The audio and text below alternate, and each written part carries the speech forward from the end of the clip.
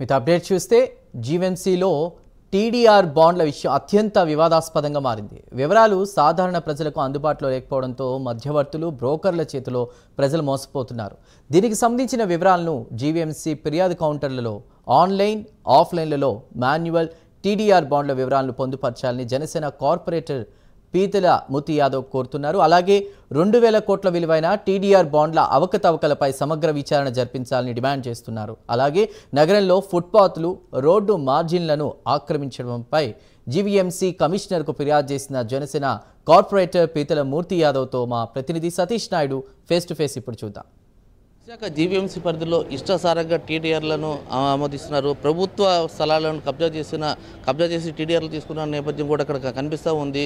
దీనిపై పీతలమూర్తి నూతనంగా వచ్చిన కమిషనర్కి ఒక వినతి పత్రం అయితే జరిగింది. సార్, ఎటువంటి వినతి పత్రం ఇస్తున్నారు? ఇక్కడ టీడీఆర్లు కుంభకోణం ఏంటి? అక్కడ శ్మశానాలు కానీ, పార్కులు కానీ ఏమీ వదలకుండా తీసుకుంటున్నారు. వాటిల్లో కూడా టీడీఆర్లు ఇస్తున్నట్టు గతంలో కూడా చాలా ఆరోపణ వచ్చింది. దాని మీద ఏమంటారు సార్?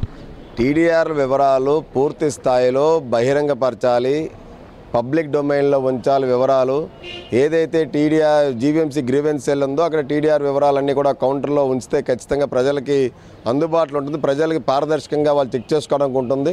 టీడీఆర్లు గత వైసీపీ ప్రభుత్వంలో 10 లక్షల చదరపు గజాలకు టీడీఆర్లు ఇచ్చారనేటువంటిది మాకు ఉన్నటువంటి సమాచారం. ఆన్లైన్లో ఉన్నటువంటి టీడీఆర్లు కాకుండా ఆఫ్లైన్లో కూడా చాలా టీడీఆర్లు మంజూరు చేశారు. కాబట్టి వాటిలన్నింటినీ కూడా పూర్తి స్థాయిలో బహిరంగపరచడం అని చెప్పి కూడా కోరడం జరిగింది.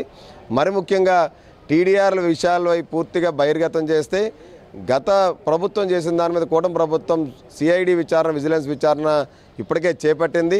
టీడీఆర్లు 2000 కోట్ల రూపాయలు ఉన్నటువంటి జీవీఎంసీలో మంజూరు చేసినటువంటి వైసీపీ ప్రభుత్వంలో టీడీఆర్ బాండ్లు అవకతవకలు జరిగినాయని చెప్పి ఏదైతే ప్రాథమికంగా సమాచారం ఉందనేటువంటిది నాకు ప్రాథమికంగా తెలిసింది.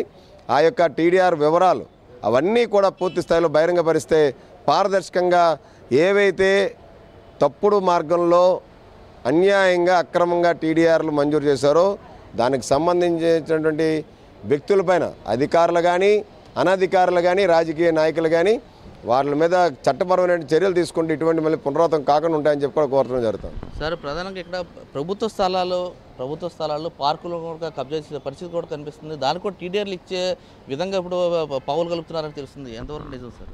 పార్కు స్థలాలని పరిరక్షించమన్నాం. జీవీఎంసీలో ఉన్నటువంటి 8 జోన్లలో 1300 పైగా పార్కు స్థలాలు, ఓపెన్ స్పేసెస్ జీవీఎంసీ ఉన్నాయి. అవన్నీ కూడా పరిరక్షించమంటున్నాం. అవన్నీ కబ్జాకు గురవుతున్నాయి. రాజకీయ నాయకులు, ప్రజాప్రతినిధులు పార్కు స్థలాలను కూడా విడిచిపెట్టడం లేదు. వాళ్ళు కబ్జాలు చేస్తూ ఉన్నారు. ప్రైవేట్ స్థలాలుగా మార్చేసి వాళ్ళ సొంతంగా భవన నిర్మాణాల కోసమో టీడీఆర్ వ్యవహారాల కోసమో వీళ్ళు వినియోగిస్తూ ఉన్నారు. కాబట్టి వెంటనే ఆ యొక్క పార్క్ స్థలాలు పరీక్షించాలని కూడా కోరాం ఇవాళ. సరే, ప్రధానంగా మనం చూసుకుంటే విశాఖ సుందర నగరానికి ఫుట్పాత్లు అయితే ఏర్పాటు చేశారు. చాలా అందంగా సుందరీకరణ చేశారు. ఎక్కడ చూస్తున్నా కానీ బడ్డీలు తప్ప అక్కడ మీకు ఫుట్పాత్ అనేది కనపట్లేదు సార్. దాన్ని ఏ విధంగా తీసుకోవచ్చు? ఫుట్పాత్లు అన్నీ కూడా అన్యాక్రాంతం అయిపోయినాయి.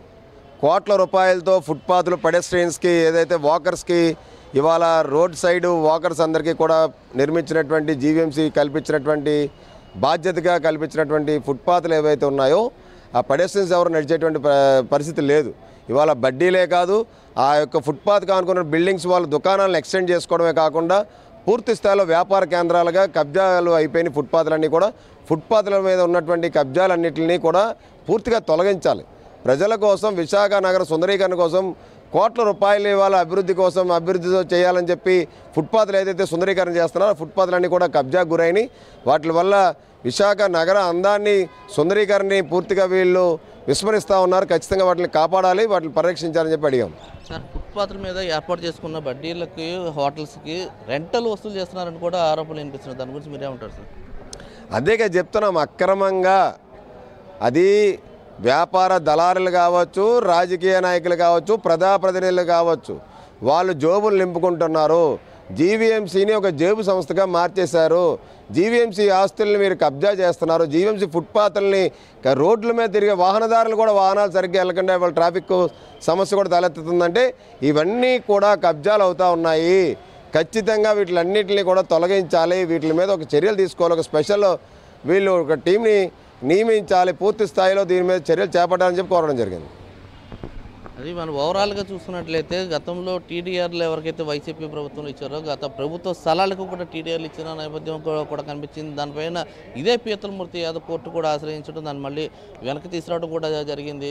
అలాంటి అవకతవకలు అంటే తెలిసి 200 కోట్లు అని అంటున్నారు, తెలియకుండా ఎన్ని వేల కోట్లు ఉన్నాయో తెలియని పరిస్థితి ఉంది. దీని మీద కూటమి ప్రభుత్వం సరైన సమగ్ర విచారణ సిఐడి విచారణ జరిపించి ఆయన ఈ అనేకంతాన్ని మొత్తం ఆపాలని అంటున్నారు. అదేవిధంగా ఫుట్పాత్ల మీద కొందరు అక్రమార్కులు ఫుట్పాత్ల మీద బడ్డీలను నిర్మించి దాని మీద రోజు వాళ్ళు ధనార్జన చేస్తున్నారని కూడా వాటి మీద చర్యలు తీసుకోవాలని నేను వాళ్ళ కమిషనర్ గారికి కేతన్ గారికి వినతి పత్రం ఇవ్వడం జరిగిందని పీతలమూర్తి మనకు తెలియజేస్తున్నారు.